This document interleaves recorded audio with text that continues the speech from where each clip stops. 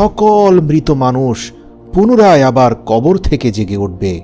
এখন প্রশ্ন হল, হযরত ইসরাফিল আলাইহিসসালামের 2 ফুৎকারের মাঝে সময়ের ব্যবধান কত হবে?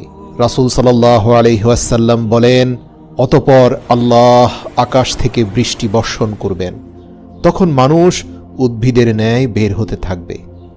ঠিক যেমন আকাশ থেকে বৃষ্টি বর্ষণের পর শক্ত ভূমির মধ্যে সবুজ ঘাস জন্ম নেয়।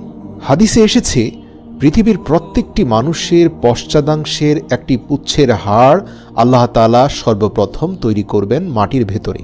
ওই একটি হাড় ছাড়া সমস্ত শরীরের অস্তিত্ব কিন্তু তখনও ফিরে আসবে না, আর তা থেকেই আবার কিয়ামতের দিন মানুষকে সৃষ্টি করা হবে।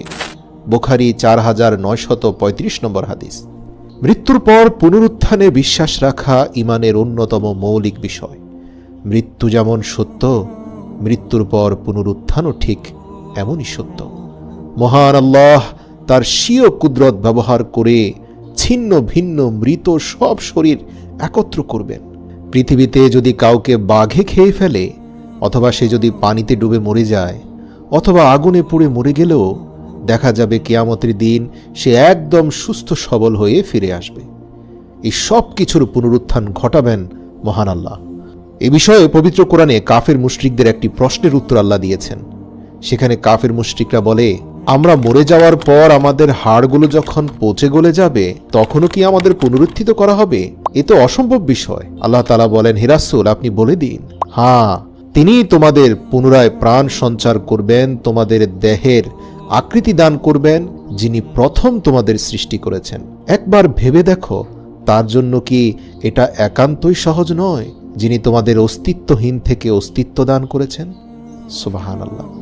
প্রিয় দর্শক, এখানে আল্লাহ রাব্বুল আলামিনের যুক্তি অকাট্য সত্য, যে আল্লাহ অস্তিত্বহীনতা থেকে আমাদের অস্তিত্ব দিয়েছেন, তিনি কি মৃত হয়ে আমাদের হাড়গোড় মাটিতে মিশে যাওয়ার পর সেখান থেকে পুনরায় উত্থিত করতে পারবেন না?